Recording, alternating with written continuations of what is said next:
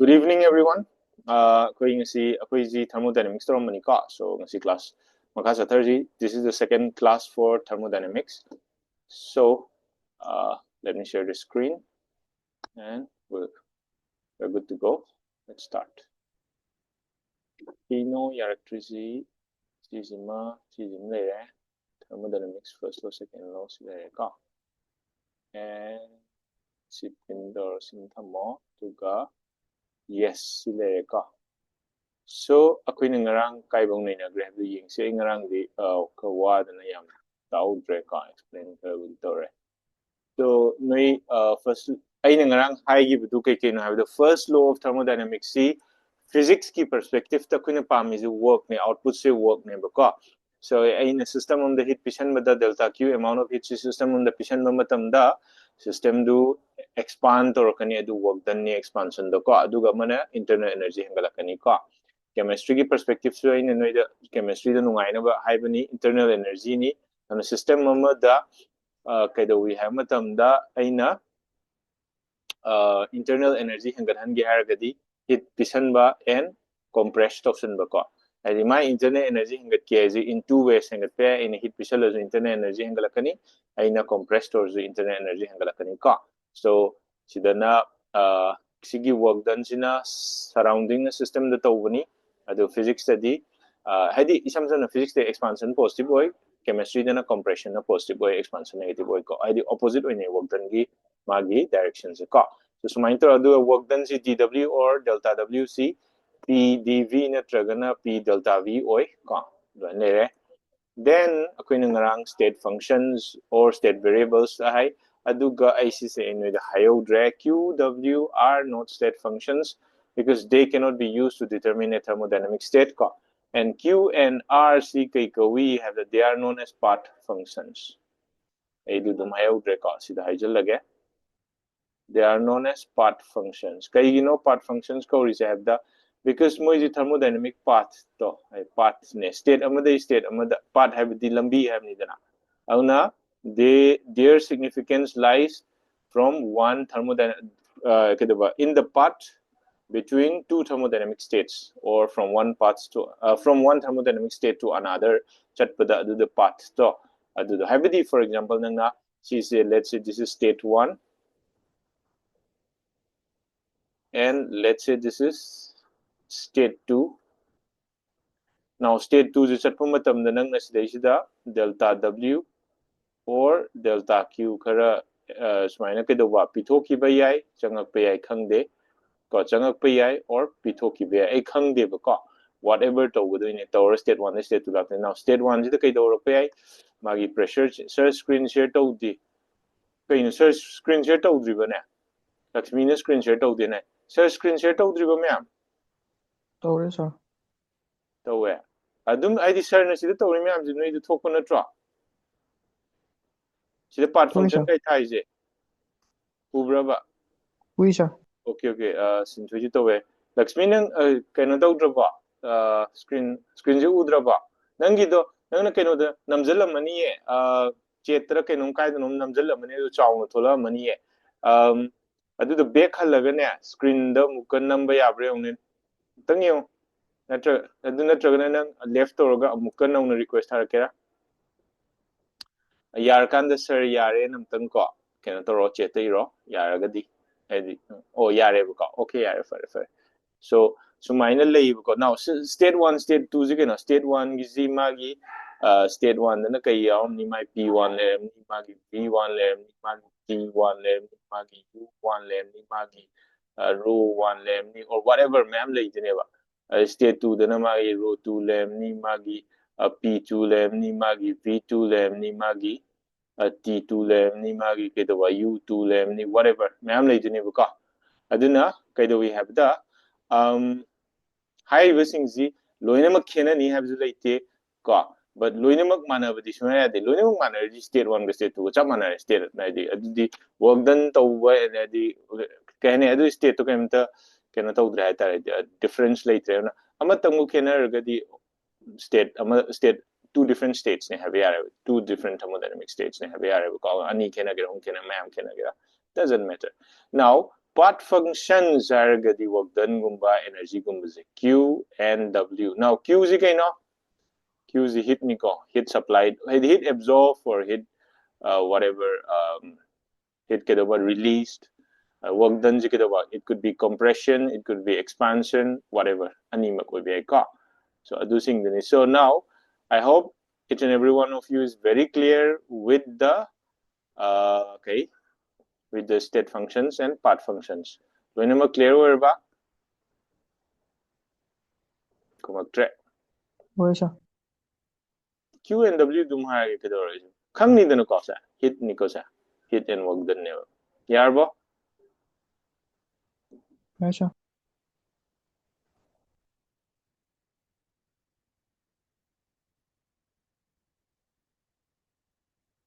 Great.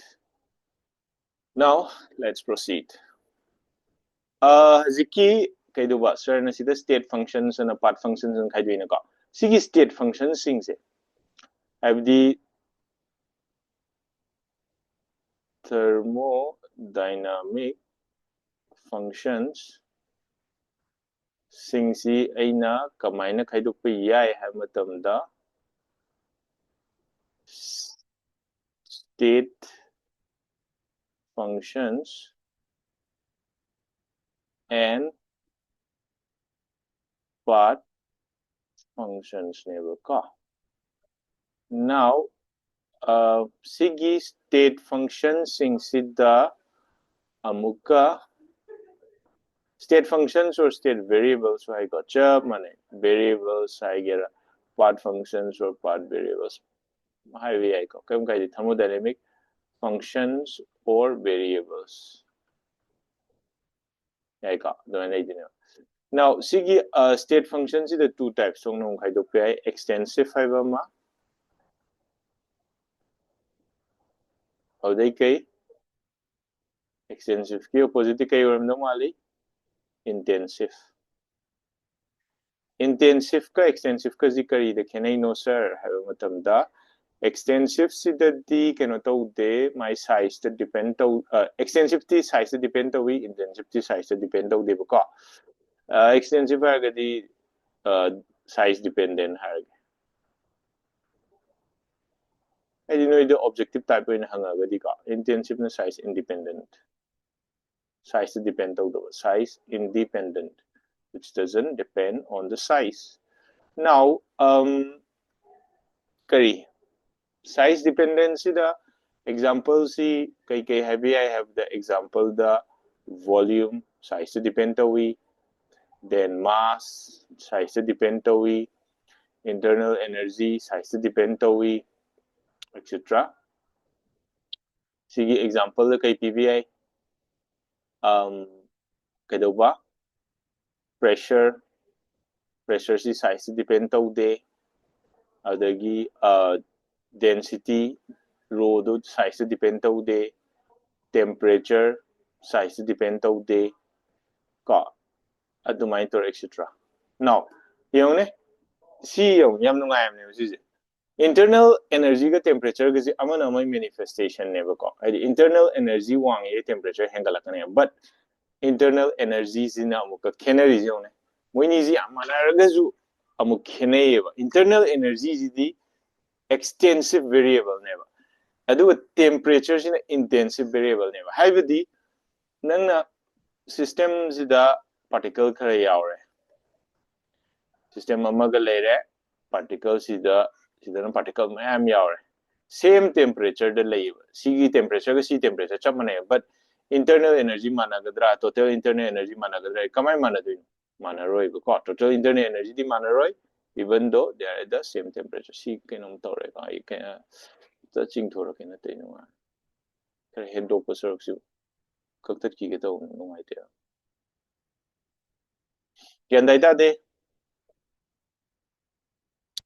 tai ko Oi, sir. adwain to duna pressure hai na pressure jibu size ye laga pressure he ni have leite of the gi size p agadi pressure pick kani or hen gani have leite pressure is size independent and magi ko aduna kaido we have the it is intensive temperature intensive density har you size depend out there tab ta yamazu kedoba density low bi or p as low bi p so it doesn't depend on size but extensivity on volume ma je size depend taw yamadi dum volume masam so ne mass photo yamadi obviously mass hengalakani total internal energy to hengalakani ana sisina size to size dependent that those are extensive state variables and intensive state variables. Now, sir, I think gyan taba ngambra ngamdabra ngaubra.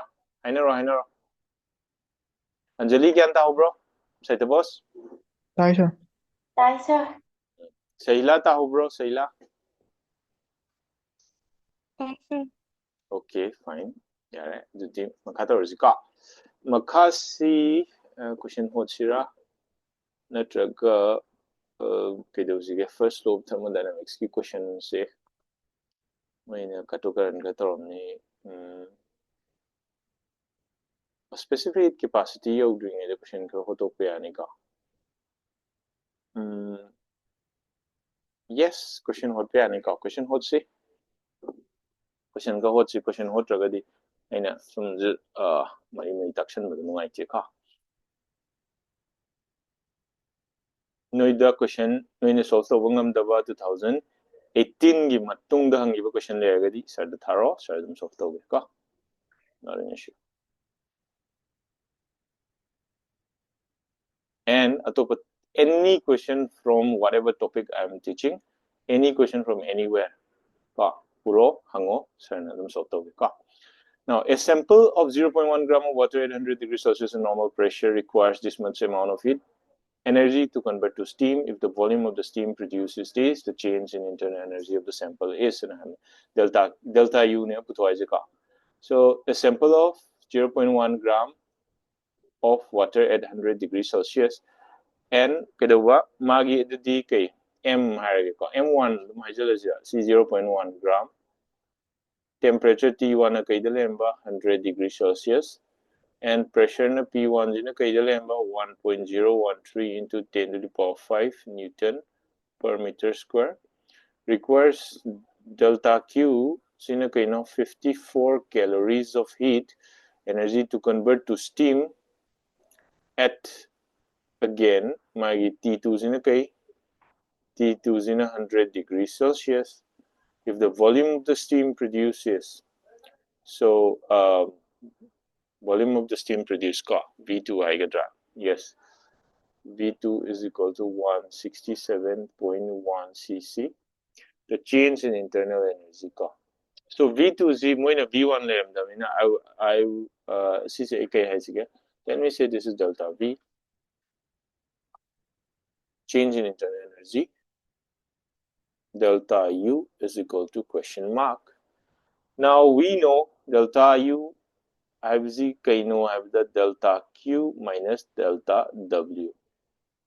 Now, what is delta Q? 54 calories. Again, just let me write 54 minus P delta V. So, P and delta V. P is a pyramid, delta V is a pyramid. The again. 54 minus what is my P? C 1 into C. C bukain C kana into tawlid is into the power 5 ka. Centimeter cube na trado amana Newton per meter square ne ko amana calorie ne ba calories si kano the joule don toxica joule don tokai no di moina kano the pyramid ba SI Newton pyramid 54 into 4.1 it log 4.2 log no pam below 4.2 dum log so lo ko kaya mu kena ni kitang di kena ri am kena ro ko duga kedawa this is the delta Q minus P delta V. So this minus correct. Now, sir, sir, do the sida latent heat tisang moidra na latent heats.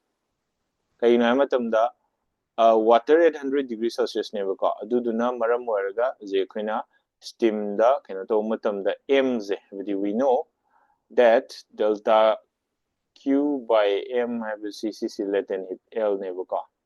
Now, CC di chang widra na hang bayay ka. Aduda, sida latent heat ki concept se. apply tꯧgadra tauroidra now temperature chamana ko 100 degrees Celsius tanga ten lady now sigi latent heat se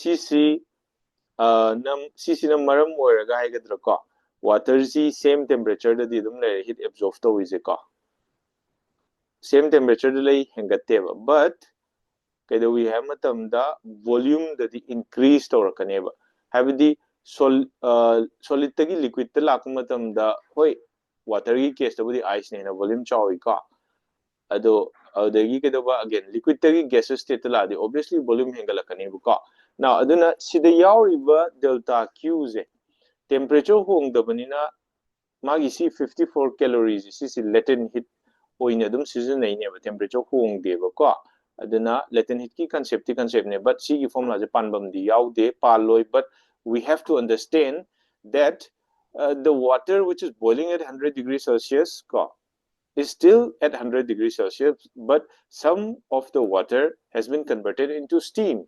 So, obviously it's latent heat, but see the yaw delta Q says see latent heat oiga do never ko adu my land. But latent heat see the kedaba sir adu the latent heat ki latent heat of water the value exactly p do dinai.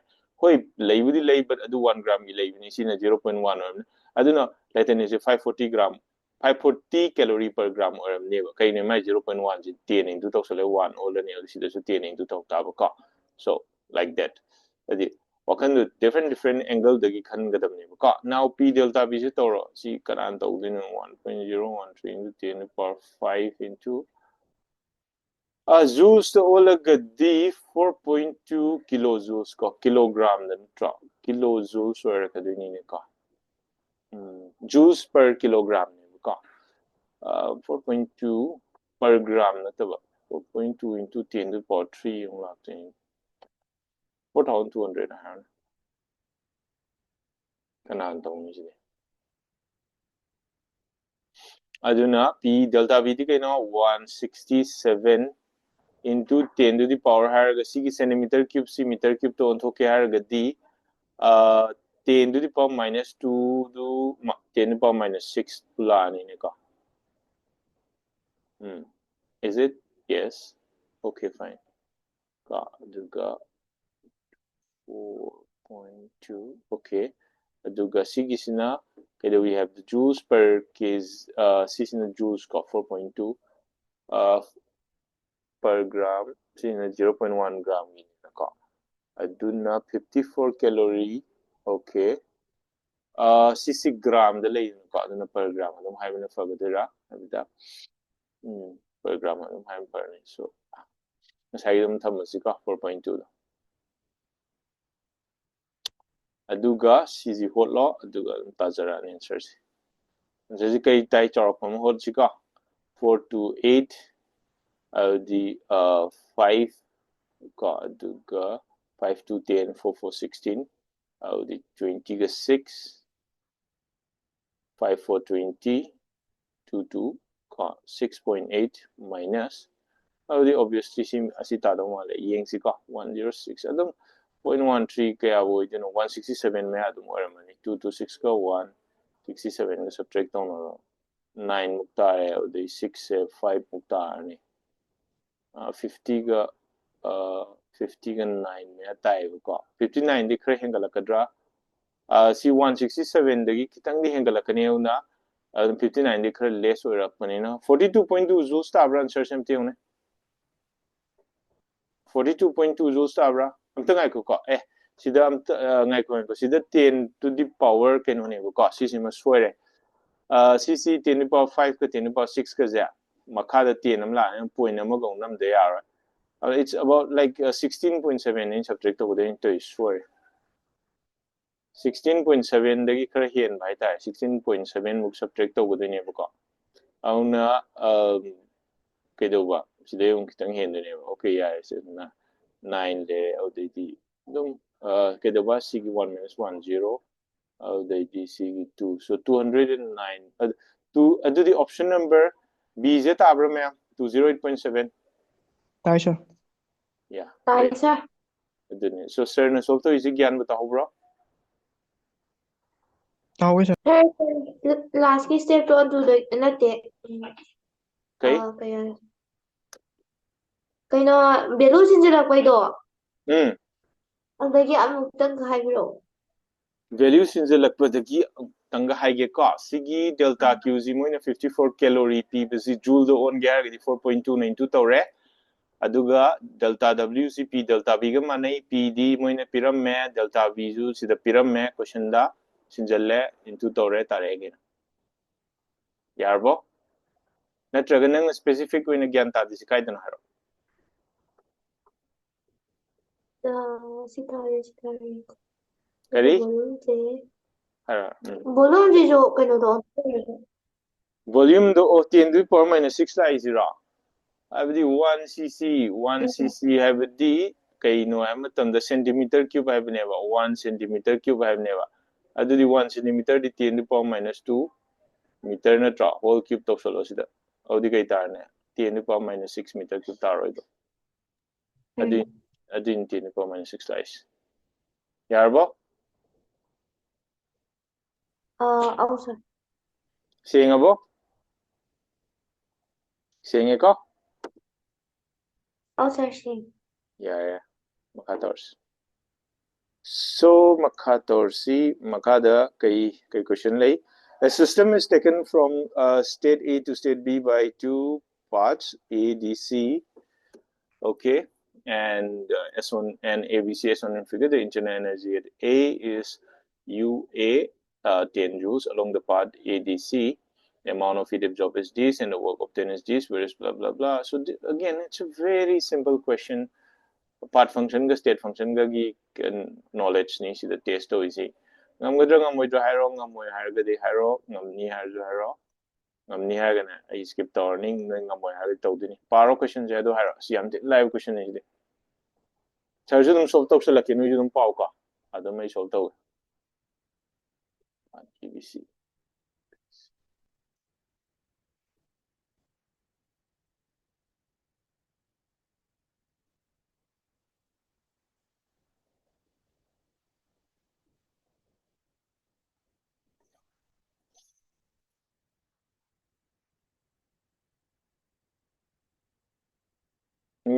me palo ba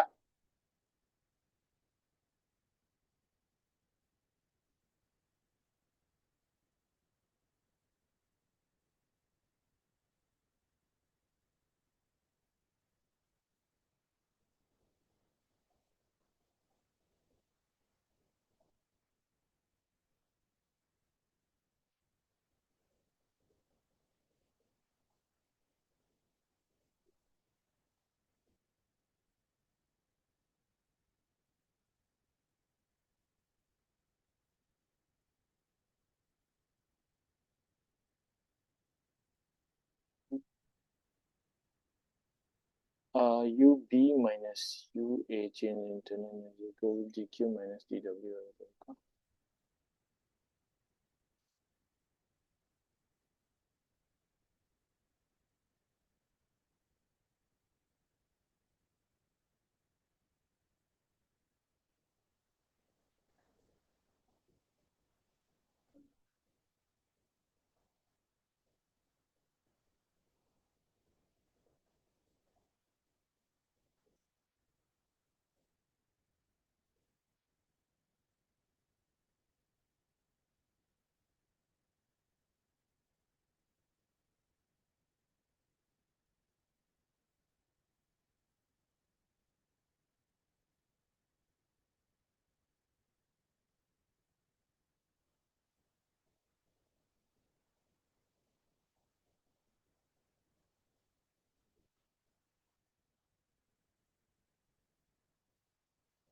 so sir na to jigan taw sir ngasai de wa bo ngang de bit tumin na taw lem naturally ni ba ngang wa yi kan ga consisting ngang do na te ko tang exhausted oy ma le tumin na lay rom ma ngasai dw1 ji kya 20 dq2 na 36 la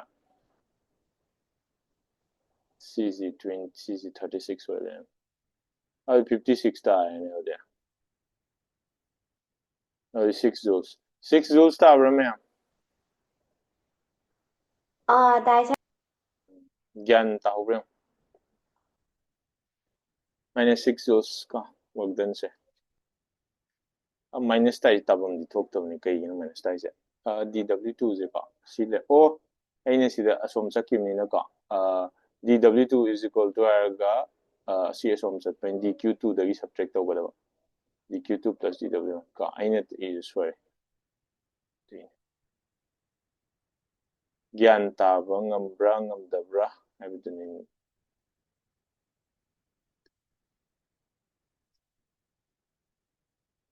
sign बो अमत सेना निंगाई लेती को physics से यामना नुंगाइग्रबा केनोनी को sign के सेना यापते है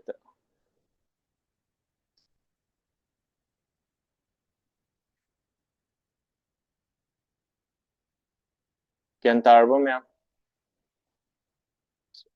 sir ने सोल्व तो इसी ज्ञान तारबा हाइबदी यूबी से सर ने ngसाई गिबदो इंटरनल एनर्जी हाइजी स्टेट फंक्शन नेबा अइना कहिना यूबी इरिजिबो नै कनाम हाइते यूसी होगदमने से आई एम सॉरी फाइनल से यूसी से UAC लेब इंटरनल एनर्जी प्लस सीदैना ADC दे मान एब्जॉर्ब तौबो हीट अदुगा माना वर्क तौथोकिबदन सब्ट्रैक्ट तौरने अदुगा सोम पार्ट तै चटलगना सिदे एब्जॉर्ब UA प्लस सिदे एब्जॉर्ब तौबो हीट एंड सिदे तौबी वर्क डन तौर C और कदने सुमाइन चलजु C और कनी सुमाइन चलो C और कनेबा बट C हाइबदुदि अमु कतंगने अदु लेब इंटरनल एनर्जी दि चमनानी बको सुमाइन चकेरा सुमाइन चके दका तादेबा अदि UC दो पार्ट 1 दे ABC दे पुथ्वे UC दो ADC दे पुथ्वे ABC दे पुथ्वे अनि दो मादम थोकनीना सुमाइ होलकांदा 6 joules तारे ज्ञान ताइता दे मैम चजाइनरो ताद्रगदि सर अदुवाइद तादे न हायबको लक्ष्मी तारे सिंथोई ताब्रा दगी अंजलि सेटबोस सहिला ताब्रा Sir, तारे तारे सर great यार उदी the internal energy change in a system that has absorbed 2 kilocalories of heat and then so simple delta Q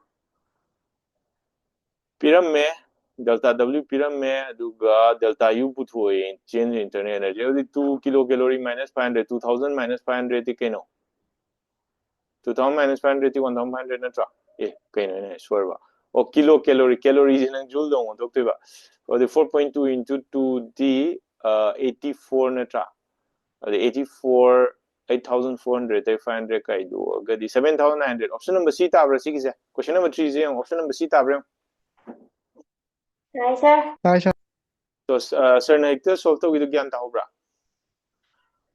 Tao sir hadi 1 calorie is 4.2 joules ne ko on a kilocalorie na 1000 am ga into tawrani duga adu dai 500 subtract tawrani du ta so simple. Question number 4. 110 joules of heat is added to a gaseous system whose internal energy is 40 joules. Then the amount of external work done is ever. So heat delta Q pyramid or the internal energy change pyramid duga work done put away. The 110 the 40 kaido kai tage 70 ta draw 70 joules ta option number B ta ma'am.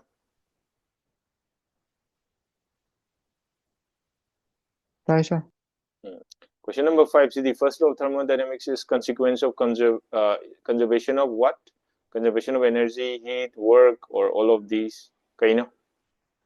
Energy First law, the yaw is the energy delta U work done delta W delta Q So, kari in conserve to is Energy. very good. Energy Delta. Energy can neither be created nor destroyed. But again, first law, the yaw energy delta U do not take out. The internal energy. Energy, internal energy su energy ni, heat su energy ni, work done su energy ni, loina mag energy nga taneba. Auna, ay na kidawi ha matam da, ay the first load na haisi, nang na system on the pishal liba delta Q amount of heat to. Adudu, maang biyade have ni, conserve for you, maang biyade have di kay. Kai de sakhi gi thiwa phangada neba. Have the khara amna delta W oina season agre, khara amna delta U oina internal energy increase to the season agre. Aduga delta U ga delta W ga ki total sum do sai supply to delta Q do chap mana neba. Aduna energy total energy is conserve oiba ko energy is unaccountable oigiba mangi ko ki kemiya deba yare ko now specific heat capacity in le ka si si ma tor si do thermodynamic state variable ga equation of state ka kon la ka. Okay, fine. So specific capacity ka thermodynamic process ka ga tor. Yeah, great. Now cái nó tàu gì cái tàu gì kìa gì cái specific capacity tàu gì cả again specific capacity nó already khang lệ rồi cả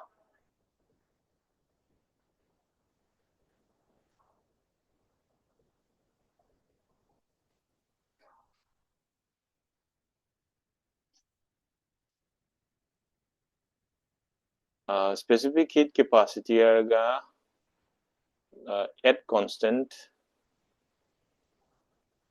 pressure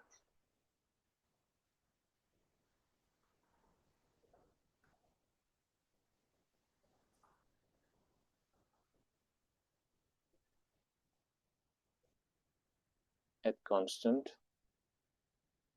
volume anh gì anh gì cả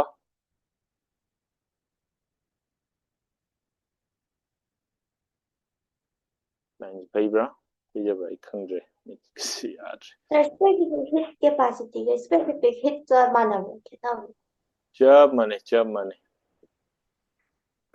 specific heat ka ai cái capacity em thế chân mình cái đó hay đi heat capacity hay bấm lấy specific heat capacity hay bấm lấy sometimes sang một lên specific heat hay bấm one cock cái em cái now cc cái đó we have mà tầm đó cái này cái khang specific capacity at constant pressure hay cái delta q at constant pressure p is equal cái này như thế nào sp hay cái đó sp is equal to delta q at constant pressure p and m delta t này có so it implies delta q cái hay gì cái yes delta q at constant pressure is equal to s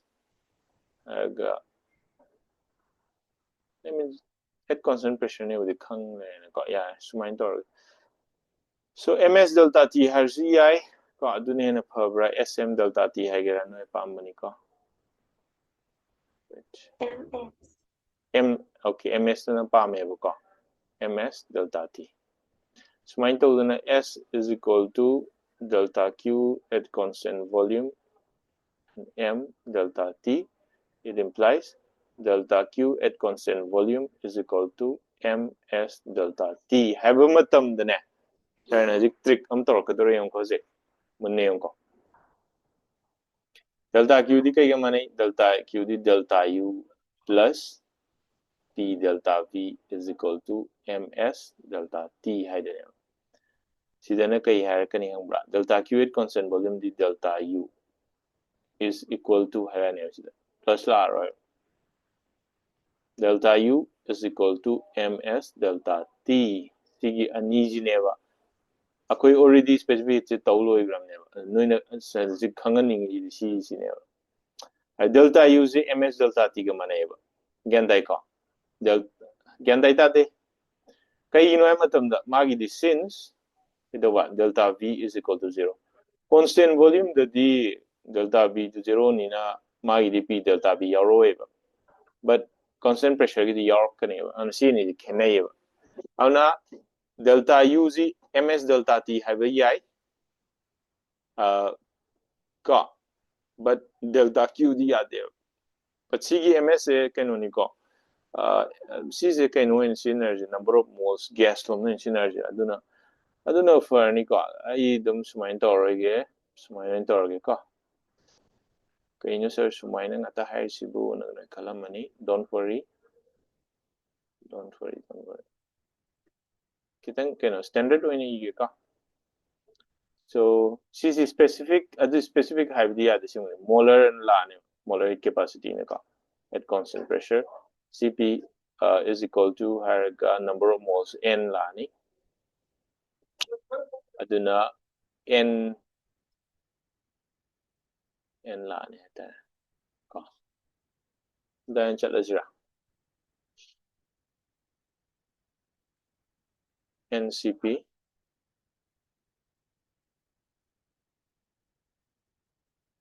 ꯅꯣꯏꯒꯤ ꯀꯩꯅꯣꯗꯨꯅꯤꯀꯣ ꯅ꯭ꯌꯨꯃꯔꯤꯀꯦꯜꯗ ꯁꯤꯖꯤꯟꯅꯒꯗꯕ ꯄꯣꯠꯇꯨꯅꯤꯀꯣ ꯁꯔꯅ ꯁꯤꯖꯤꯟꯅꯩꯁꯦ ꯅ꯭ꯌꯨꯃꯔꯤꯀꯦꯜꯗ ꯅꯣꯏꯗ problem ꯂꯩꯇꯅꯕ ꯍꯥꯏꯇꯥꯔꯦ so this is NCP delta T and NCV delta T so this is NCV delta T habadi delta U se NCV delta T ga manayeba ko NCP delta T ga di manadeba NCP delta T di delta U plus P delta B ga manayeba ko aduna sigi kenabzi khangadamneba gyan taita di ma'am tabro tadabro Sorry, sir. Sorry, sir. And what is this N? This N is the number of moles. So molar heat capacity.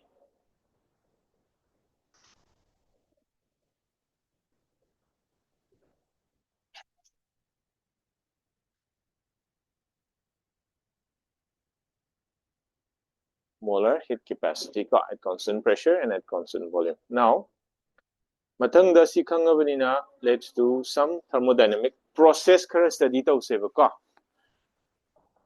So some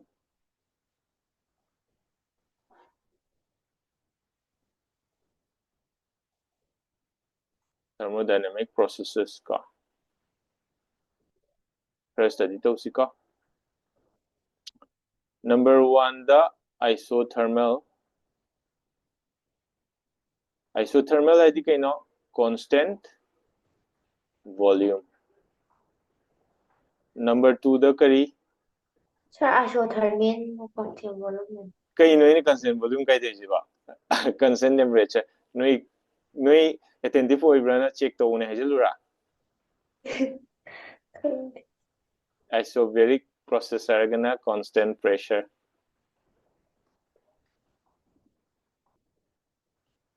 aduga isochoric hargana constant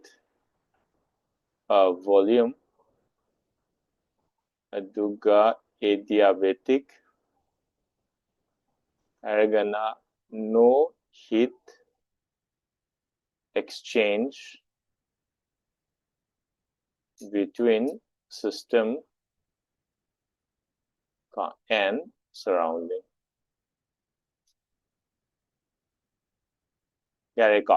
So sumaina these are the different types of processes.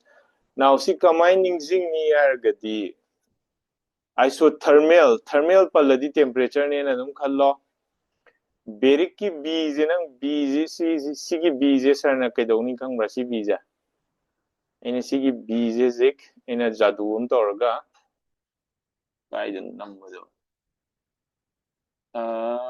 kainom to ya ka kaidun ma ya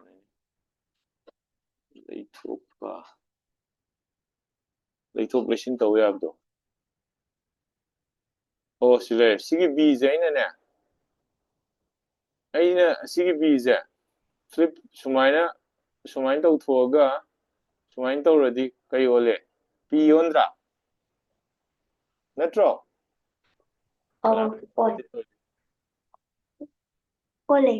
aduna CNE sumain leina baina isobaric haragadi constant pressure ne khallo thermal la constant temperature ne khallo yare ko audagi adiabatic tina sana khallo no heat exchange no heat exchange le be adeba audagi lemo rizikana no isochoric haragadi choric volume ne ko sisim khangjalo choric haragadi always volume yare ko ana volume is constant oigadeba all other variables change tawgira tawroigira khande but volume di hong yaroi ba isochoric oige haragadi isobaric oige haragadi pressure hong ba sunya yadeba isothermal oige har temperature hong sunya yadeba sir adu temperature to pressure jo anima hongdradi anima hongdra isobaric so ore isothermal jo ore ai gyan tai ko ja adu maina atai hong hongdaba we are not bothered what we are bothered is aina yengdriba process to gi aina already aina isochoric lo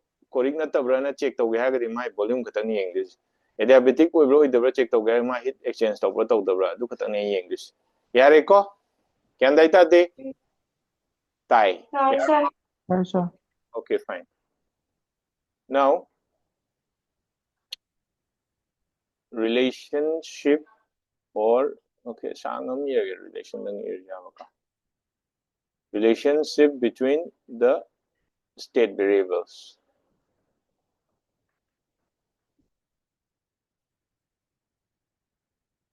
Thermodynamic state variables ni ka. Number 1, Boyle's law.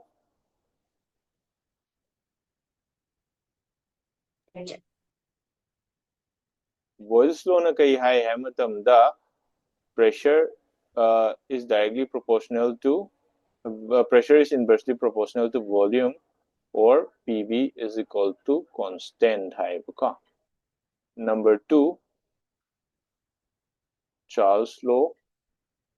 Charles law na kai hai matam da volume is directly proportional to temperature or V by T is equal to constant hai ka. Aduga number 3 da kay Avogadro's law haisira Gay-Lussac's law na haisira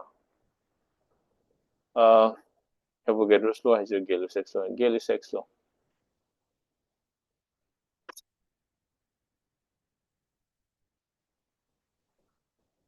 kadawi ha matamda kadawa at constant volume haitare ka aduna pressure is directly proportional to temperature or P by T is equal to constant hai ka. Aduga Avogadro's law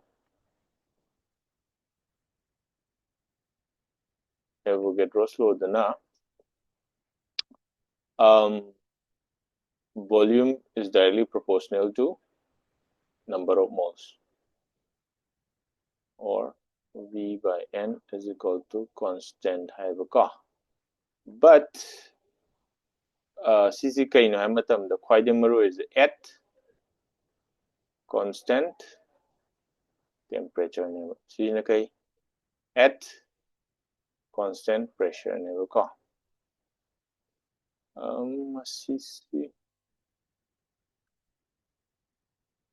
sisi na kai at constant kai volume sisi na kai at constant pressure and temperature yare ka. Now sigi law gai si pulap combine tawraga number 5 ta universe equation of state haisira universal gas law.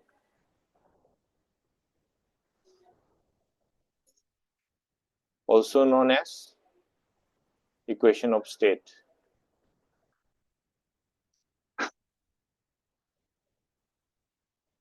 Sisi dana kai PV is equal to nRT. Si law me pulap yawam ni sida ka. Sida yawriba R si kaino 8.314 kaino. R gitu kayo 8.314 joules per mole Kelvin dan lerem ni buka sari chumrem ka sumai le so si me am si noi kano to ba confusing oiba mi yaubra noi chimpa pu the live ra sir na budi explain to kani ka sir na ji explain to noi ta matam da ne amuga na kauge aim ta kaujagra ge ka ha kau song ngamara ado noi Boyle's law Charles law Gay-Lussac's law Avogadro's law confusing chat pa yaubra karam mano kaina karam mana constant pressure no karam constant volume no do da simu ji khara confusing oiba mi yaubra adum loin khangbra hana dagi clear oina hainaro thamoi seng na ro I got confusing one. confusing kro ise to bus haizere fare saila hairo Anjali budi sir na takrabani nama di clear di oramani saila khangde bu ko ha hana khangtabra khangte bu ko Lakshmi Sinthoi hairo Sanjana hairo confusing oye sir okay fine Sinthoi di han de khangbra dum clear oibra khara confusing oibra sigija yes Sinthoi Sinthoi are you there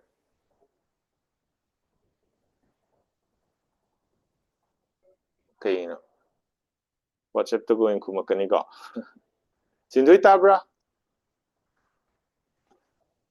kumaktre net ngai tari rakina khange adum han dagi clear oibra fazana sigisa anyway noi adum clear mu si ai ko ai di sir na ta ai di noi kino to ne everyone te so sir har ke to ko sir na sum angang si kamai to ning sing an ji ye na sum sigi over it about over a decade long experience da kai do we have the ai na ngang tak bu ko yam nungai le ta sigi ning sing an na kai na matam da Boyle's laws again each one of you I'm pretty sure each one of you know kedoba PV equal to nRT noi loinamak PV equal to nRT si khang manatra ba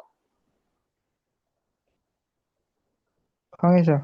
khang ko PV equal to nRT loin khangam ne ba pressure into volume is equal to number of moles into kedoba sigi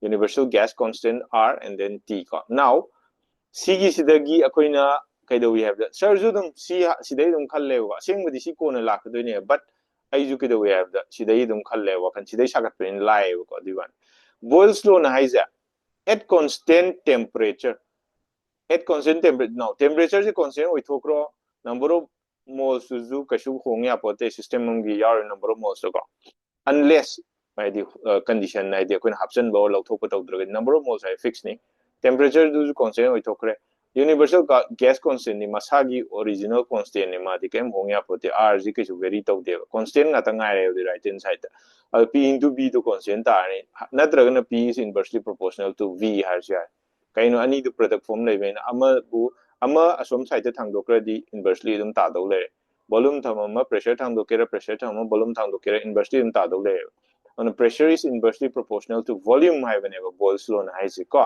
and it's very true nang na temperature ji change le loi ga gadi nang na expand to di obviously my pressure handarak tawni nang na volume du angle adi pressure handarak tawni volume handar di pressure angle tawni that's it so simple now kamai ningjing ga doin ra gadi boiling ningjing boiling ai ji keno temperature ga mai le na dra na Boyle's law ai di temperature now Charles law di keno cgp is pressure ji constant oi gadi kai dor kani n hare masai constant ni hedi bongya protein hen ai ne lo thok tra gadi or option dra gadi ko n je number of moles never r higher constant the p is constant with the b by t to constant or ni na b is directly proportional to t har si are auna adu haning is kaina nang temperature hengalo poram gi ko masana expand to volume do hengala kane pressure do henga han da pressure maintain to ga ma expand to the yaro nang temperature henga to matam adu ne ba Charles law na ha mi ko now sir combining jing you know see so am yam baju Charles na temperature ra pressure ra Boyle's na kaino combining jing Boyle's ki bi temperature ne yare boiling ka Boyle's ka mane the temperature ya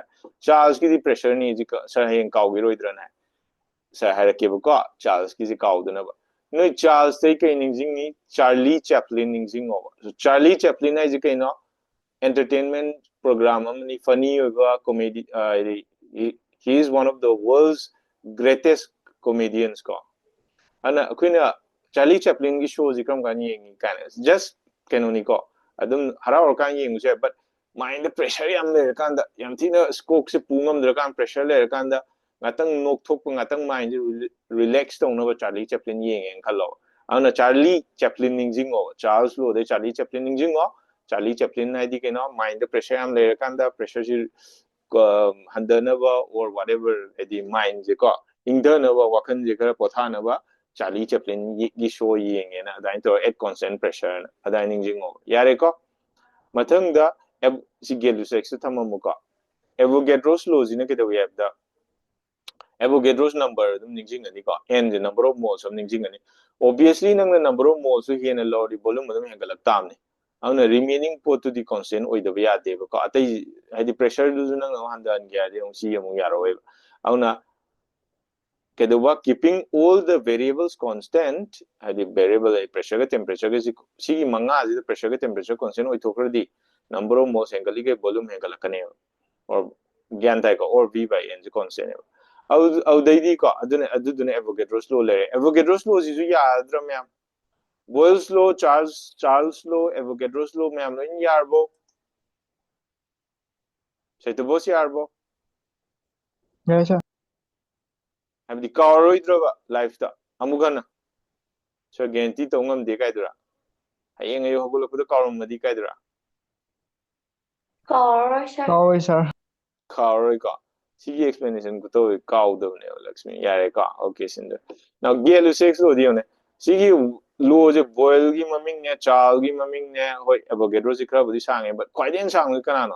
Letter machine quite am the Gay-Lussac never. Quite a yam was it, quite a yam by the volume netro size, netro yam by the add consent volume guide and color. The high quasi. And add consent volume ta volume V is a consent I took a N ga R ga suma sai constant P is directly proportional to T or P by T is equal to constant. So that's Gay-Lussac law. Yare ko sumai ningjing over ai sumai ningjing ni aduga chungkau ju kau de. Ai kudak tang kudak tam higher kan ai suma kau de. Kilo se hai confusion ga ju sungcha chat de. Ai chat pa du kamai chat turi ge. Sarna ji khali wakan du no ga dan khan mangam ga di kamai confusion chat ai kau jara ge am ta kau on biru ai ju yaro dan handang ko ki de kau si pos. Gan tai ko ai aina kau jara ge aina phanam kau no no suma kau yaro. So shall we proceed? No, Gyan Mutao bro. China ka China pa hajil daga ko. Ha. Adan. Yeah, bro. Sir. Yare ko. Makato ya dra. Yes, sir. Yes. Okay, fine. Yes, sir. Yare ko. Okay, fine. Now makazi ay kay daw do no ay question khara yeng ge do ga. Natraga di ay Workdone ga long taksila ka daw ko.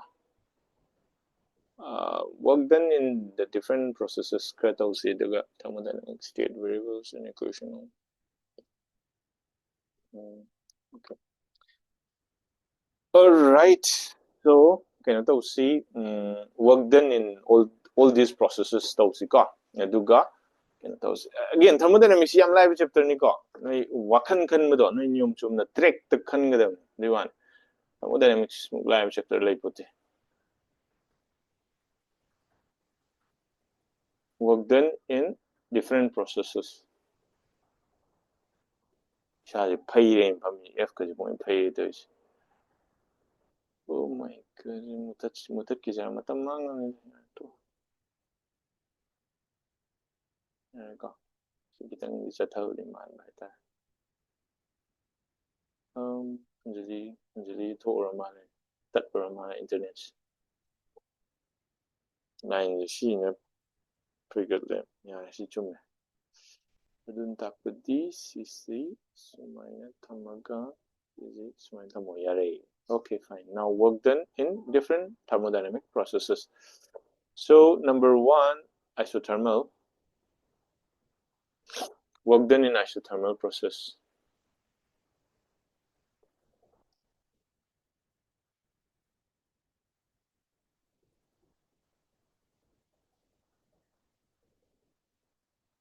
Akoina kai khangi have the dw d dum ye kedone delta is ye kame ka dw is equal to kaina pdv atra. So yes, okay, fine.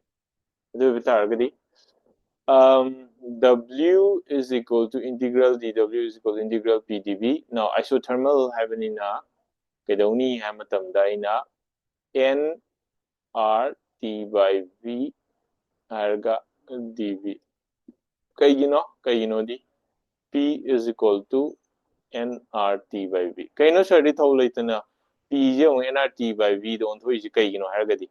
P is kaine ai di V don pa me. Adu sir B don ge haragas di habidi si the dv leitana ko. Ana P di kam kan de but T di isothermal ni constant and puto ki vi ai. Ana sumain ta PV equal to nRT du ni ko sa. Sinin phai ba. Kyan dai ka sa. Ana di ke dorni ya matam da n constant, r constant, t constant of the integration of 1 by v dv di kaina the nrt log v harga v1 and v2 has the v2 in final ni ka the nrt harga log of v2 minus log of v1 which is equal to nrt log of v2 upon v1 yare ka this is the work done ngor ba to ise ngor ba Okay, sir. No, there, sir. now they go. Okay, fine.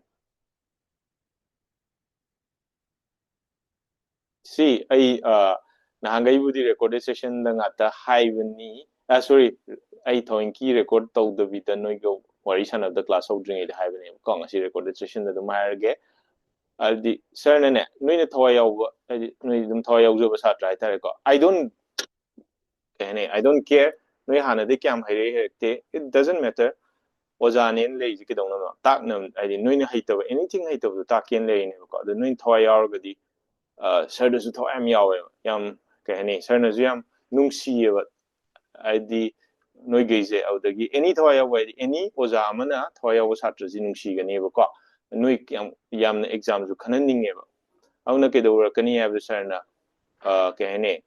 beyond my limits haigadra ko aina dum noi kamain tor mating pang sige adu da khandan kotan torga torkani adi atopa subject kina kamain to whatever chemistry or mo gira aina takungam da borga ju aina kamain tor mating pang sige ji khallaga pangakani ko aduga noi exam khanna push torkani usarna ko adu aina so thaya u satra gidi always adi any oza na adi thaya u satra jam nungsi hetare ko khanan ninge ba thawai yaw da bida din len ba satra na tragana khadrak madrak dap adu da khara doin to satra su leitaba na te ko adu gumba satra du gi yam thina demotivate to ba like takning de ba seng hai ba ko khadrak madrak to le ba satra hai ta ana thawai yaw thamoi seng na any any kind of problem conceptual clarity what boy gera knowledge gap lay boy gera any type of issue and then sir na yamna to bai wa budi natte but student amna any kind of problem amne approach to matam da as a teacher ko oja moina isagi ke kama ma kem khanda bi dai tare ko mating yamna pangning ba and any kind of hadi mating haji any kind ko gi even financial issue adu da lai boy gira moy gira thamoi seng approach to thamoi seng no hono ko and adu gi oja sing na hen na ke no tor kani ba ko tu wanida so thawai yang no ko now makata uzi work done in isothermal gi mathang dai ngasai isobaric to gi ma le ko so work done in a isobaric in an isobaric but okay in isobaric process ma ko in isobaric process so w is equal to integral dw which is again see them chapmana pot che them either to isobaric pressure constant or dv tar adu di p b2 minus b1 that's it this is the work done ji the p the delta v I get a p b2 minus b1 I get this is the work done for this ngasai de p delta v to isobaric khatang gira gadi natte ba ko habdi si aseng di si v2 minus b1 ne aina si v2 minus b1 da sumaina si form di thamu su ya na habi sumaina thamu 1 now sir na sida mouse ling ima pa je no screen the khanjan da bram tairo sir na swai de mouse ko ling is khanjan bra screen da khanjali khanjan de Try kanjinde. khanjan de ko ya kai no di sir na swai kitang e yok sulu da heta matha heta ka khale ba gi ngasai gi controls ma'am do share chat participant video audio annotate remote control show meeting more paste copy adu ma'am do loin tholak ba aingon dei khanjale ba hek sim fa e yo ta di noi de khanjalang wa jan anyway work done in isobaric layer mathang da work done in isochoric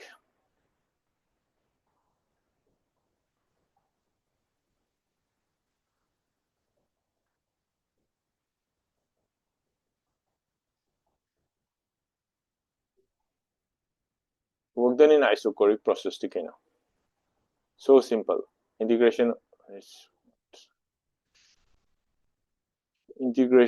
p integral p dv p integral dv is equal to 0 since dv is equal to 0 isochoric tadi volume constant change in volume legislate adu di masana 0 ta 0 now work done in isochoric process is always 0 yare ko mathang da last ki kai work done in isochoric in adiabatic process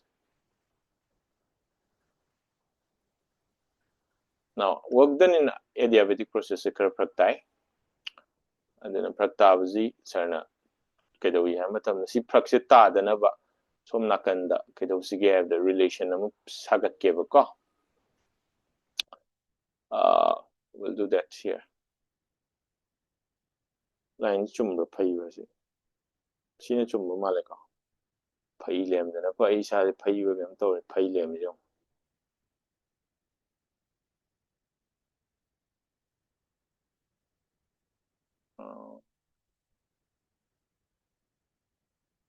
Okay, fine. Now let's do relation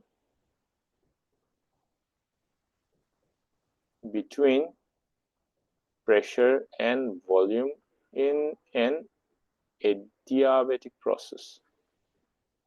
In an adiabatic process. So, yung sika. Ako yung adiabatic process study kadawi. Ay matamda. What is an adiabatic process, ma'am? Iro?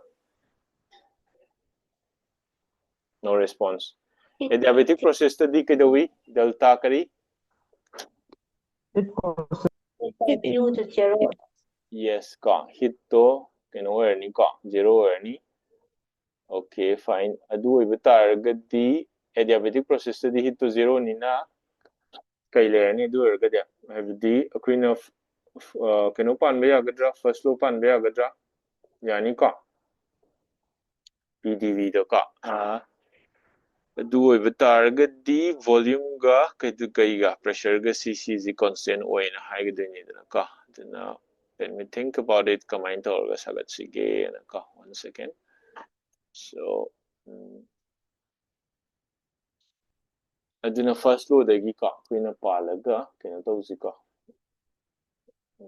First law dum season it's okay.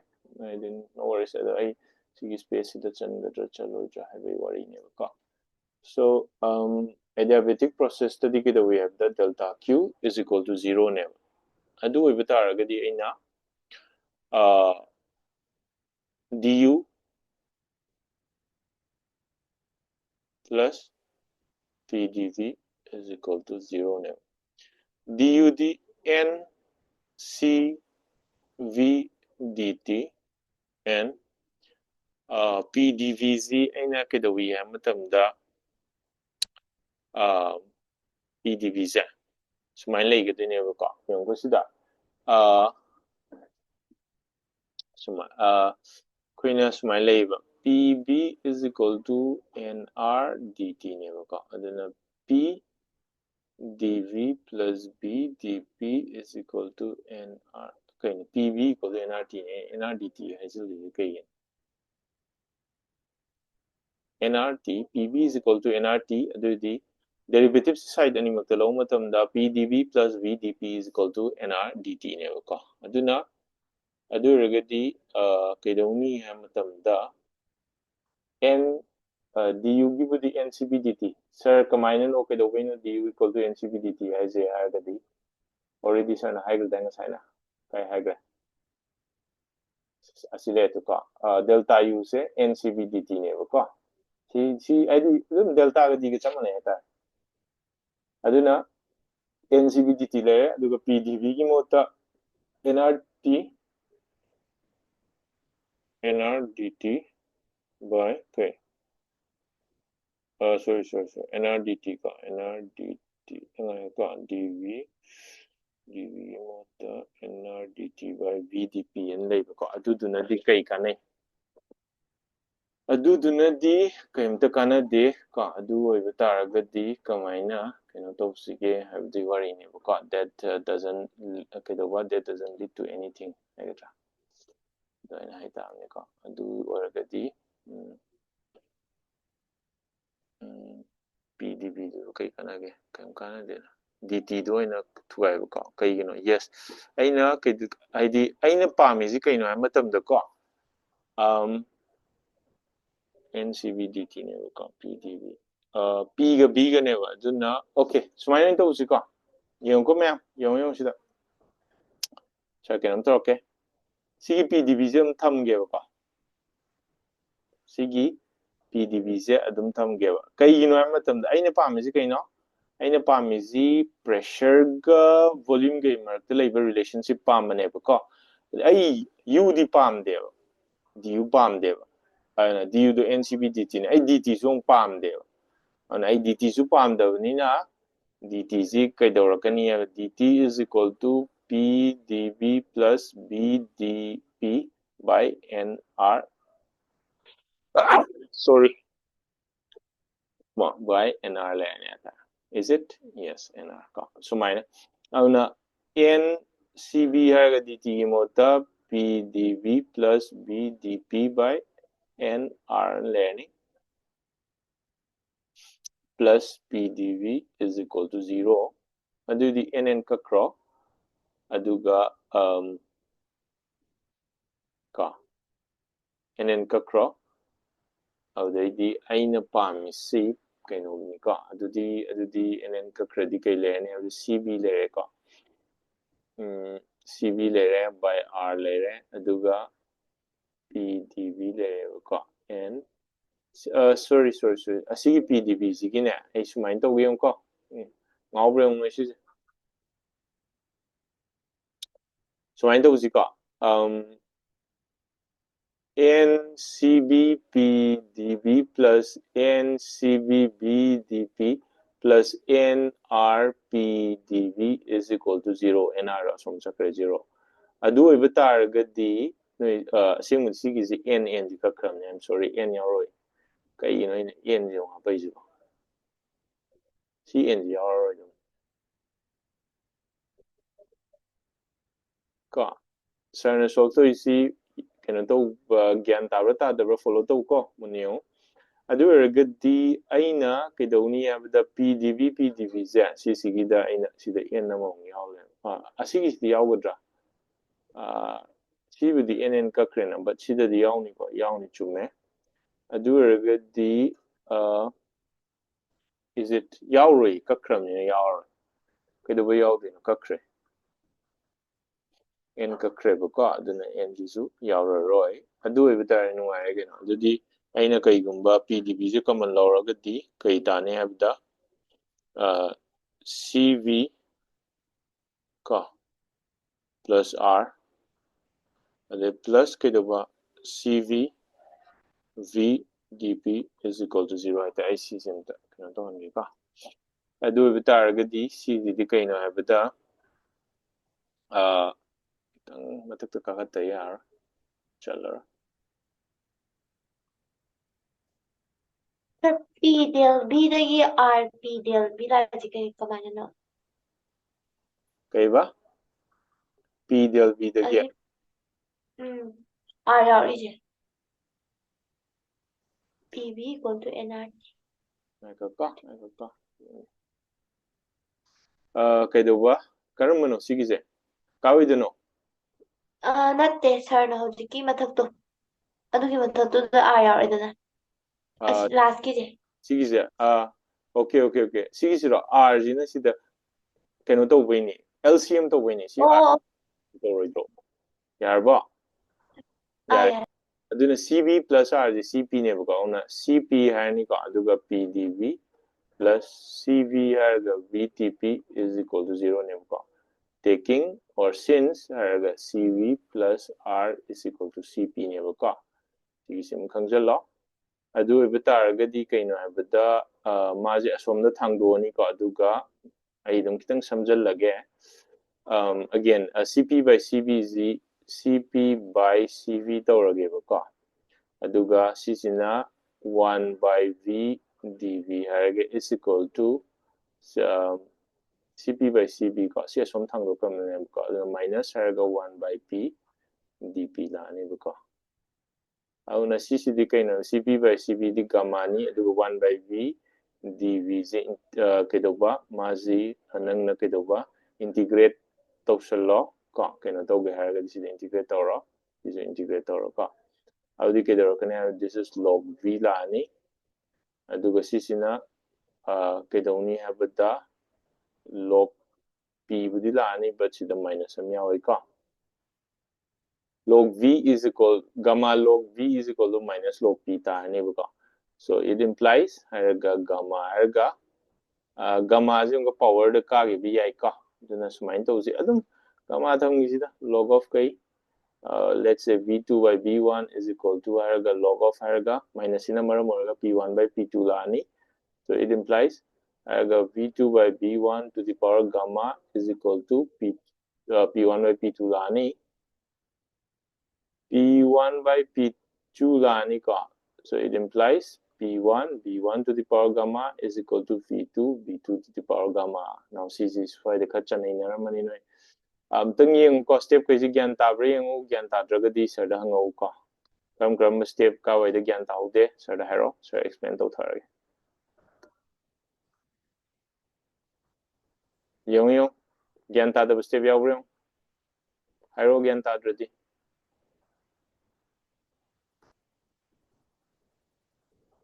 Gyan ta da di sir ta de dum hero ko. I'm here to explain.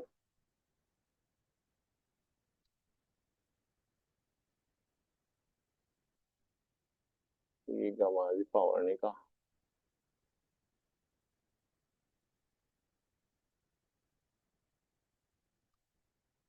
Gyan ta bro ta da bro step gyan ta da ba yaw yung step gyan ta draga di sir gyan ta de dum hero.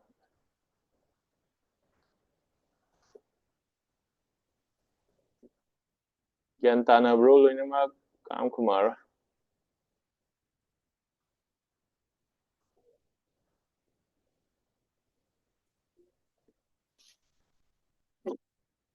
Gyan ta bro. Kayino ka na ako mag-trizy ba? Tay sir. Ka, sintoy tayo na hari. Atay di, say tapos ta adra ba? Sayla, Lakshmi. No response.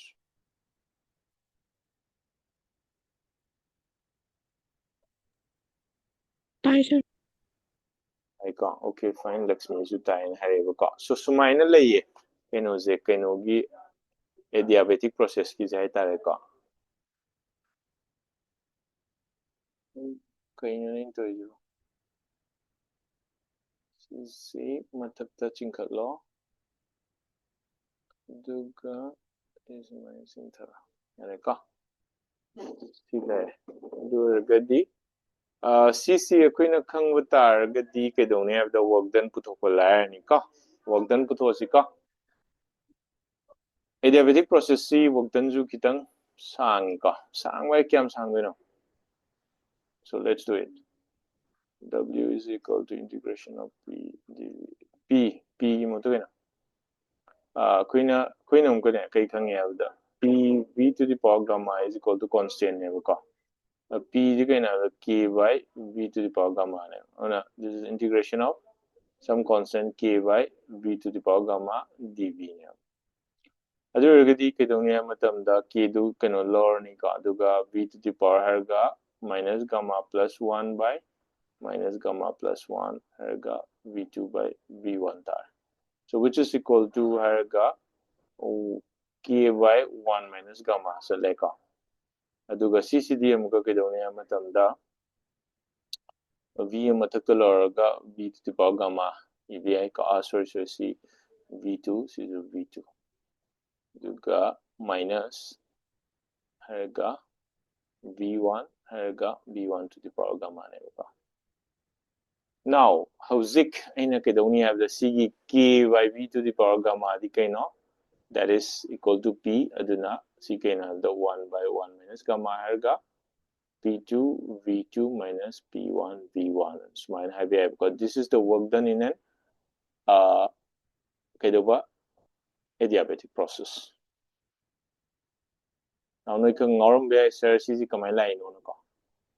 Since the Ky V2 to the power gamma is equal to P2 and K by V1 to the power gamma is equal to P1. Sir, si di kay dagi no nang harga di si dagi ka si dai lai. So yung ज्ञान ताब्रा सी किसे work done in an adiabatic process से ज्ञान ताहुब्रे यम यम सी की ताहुब्रो ताहुवी sir ना ताहाई की दो ताहु ताइबो का okay fine great now अदुमाइने लेरे दे कनानो लक्ष्मी ताई सिंचोई ताई है का ग्रेट ग्रेट लेरे का सो सुमाइन ले का work done in an adiabatic process अदुगा सरना नोइद अगेन नोइगी कꯩꯅꯣꯁꯤꯗ ꯀꯣ ꯅꯣꯏ ꯁꯤꯗꯩꯁꯤꯗ ꯅꯣꯏ ꯀꯥꯏ ꯁꯤꯒꯤꯁꯦ ꯅꯣꯏꯒꯤ ꯀꯩꯅꯣ ꯀ꯭ꯋꯦꯁꯟꯁꯤꯗ ꯁꯨꯃꯥꯏꯅ ꯂꯩꯕꯅꯦꯕꯀꯣ if I remember correctly ꯅꯣꯏꯒꯤꯅꯦ ꯀ꯭ꯋꯦꯁꯟꯁꯤꯗ ꯁꯨꯃꯥꯏꯅ monoatomic gas ꯑꯗꯨ ꯑꯗꯥꯅ ꯈꯔ ꯇꯧꯔꯛꯀꯅꯦꯕ diatomic gas ꯑꯅꯀꯣ ꯑꯗꯨꯒ ꯃꯣꯏꯁꯤ compress ꯇꯧꯕ CP ꯍꯣꯠꯄꯩ ꯈꯔ ꯇꯧꯔꯛꯀꯅꯦꯕ ꯑꯗꯨꯅ ꯁꯤꯒꯨꯝꯕꯁꯤꯗꯤ ꯑꯃꯨꯛꯀ ꯀꯩꯗꯧꯏ ꯍꯥꯏꯕ ꯃꯇꯝꯗ कहीं का चंगेब को मागी CP and CB चंगेब अदुना सर नोट होने पीगे सर सी कमाई तौरगा खंगदुने हारगदि काइनेटिक थ्योरी ऑफ गैसेस तो सर ना प्रूफ तौरकनेब को अदुगिनि सो नोइना केदो we have the CP again for monoatomic gas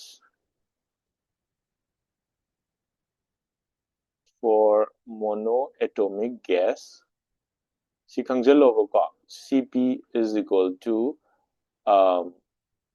canonical 5/2R CV is equal to 3/2R for diatomic gas CP is equal to 7/2R and CV is equal to 5/2R and here gamma is equal to 5/3 gamma is equal to 7/5 का सी की value जी खंगजलु sir ना नोइदा हजिक ताकपदि unfortunately Mapusa न दे का the सी बेसिदा based of question यारकनी अदुगिनी का कइदोबै चाना द्रिनो हाब सी डिग्री ऑफ फ्रीडम दगी लाकदोइनी का नोइगी जिकी अदुम तौथोजिरा or monoatomic gas and degree of freedom kaino habdu edi kinetic theory of gas dagi ko magi degree of freedom ji sizinaraga koina change in internal energy du putokadoine ko total energy je ko na the total energy associated with its degree of freedom is half kBt and torga again kb sina kaino Boltzmann's constant kai torga du torkadoine ko so adudu kedoba theory do kinetic theory of gases ta derive to gudam ne si khar season ba to gini ka season khangzala anova kana na sikta realme narzo realme narzo 20 pro ji kana hoidina sorry oh okay yeah it was la okay fine ka so adu maina leire 937 jale ka question amani solve tawjira yes question amani solve tawjika amade kai specific capacity ka season tos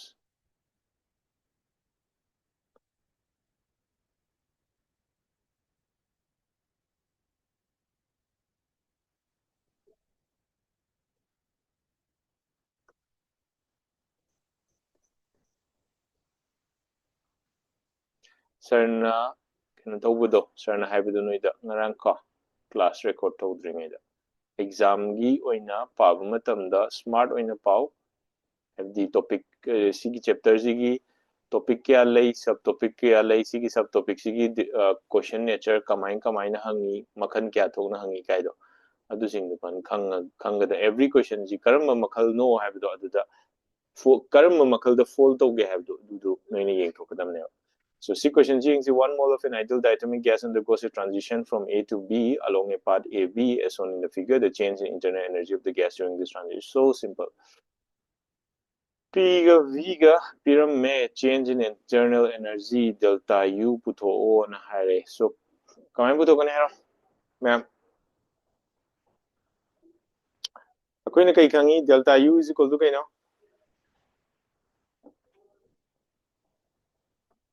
Change in internal energy. No, adu pan biya unfortunately. adudani ko short kadis kedoba delta u is equal to ncv delta t natro mani nate delta u di ncv delta t ne so again ncv delta t di kaino matamda delta t di kaino delta t di yung ko pv is equal to nrt aduna p delta sorry yeah, p delta b plus v delta p is equal to nr delta t. Okay, fine. Yeah, right. Adu ergadi delta t di kay tayo. Delta t di p v2 minus b1 plus v p2 minus p1 by nr ka. So ncv. So ncv di kay no monoatomic gas ki di 3 by 2r and delta t di kay no siday hot ka doon ka. So question ji yung gano'y kanggadam niya ba? Sige expertise se hola lakani ka.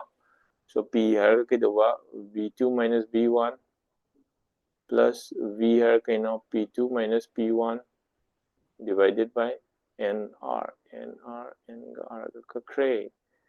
Adu gadi 3 by 2 lere p di kaino pc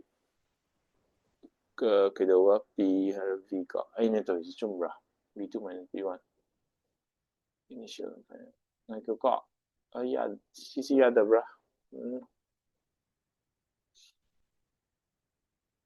A then B book sa okay fine so there seems to be something problem na iba delta V delta T putwa niyo ko delta T so pressure honge volume honge okay fine pressure zu honge volume zu honge and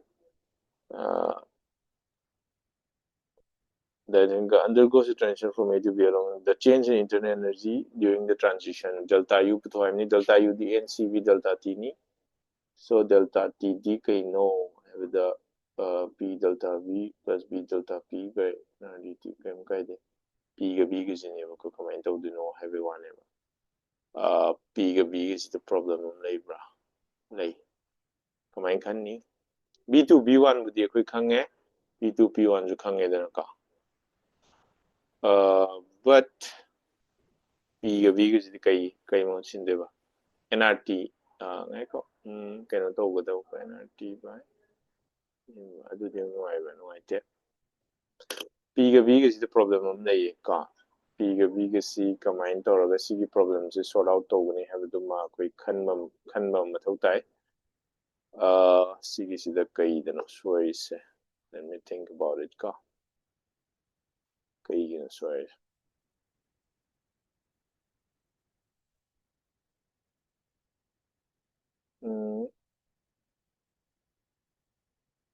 delta T ne ka delta T si kano tawo ka final temperature minus initial temperature na adu minor na adu gi mawong do ina hotpana fagadra habdu wane ka sigi sida tawo do si aina PV equal to NRT ko sumai hotpadi yadre kai no P ga B ga ji puthok ngamdre ba ko auna atopa mawong ama khanji ka question ji da kamain khanji ge have the sidagi aina sumai khalas NR delta T mdi lere ko NR har ga sumai laksi ka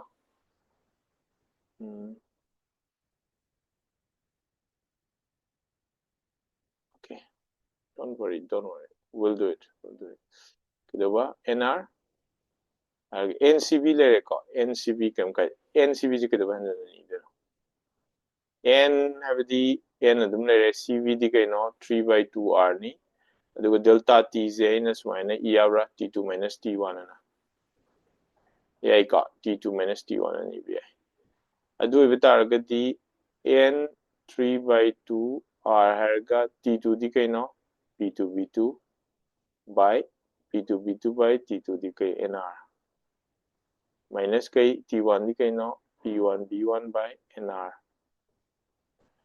adu bitar NR ga kakrakanda kay no 3 by 2 P2 B2 minus P1 B1 audi 3 by 2 haraga P2 di kay no P2 di pressure 2 di kay no pressure 2 z final z 2 ni ko auna 2 into volume 2 di kay no final z 6 minus initial pressure na kya no 5 aduga initial volume na kya no 4 5 into 4 so 3 by 2 haraga 6 to 12 5 4 20 adu di minus 8 audi 2 4 8 4 3 12 minus 12 kilojoules tabra amte yung me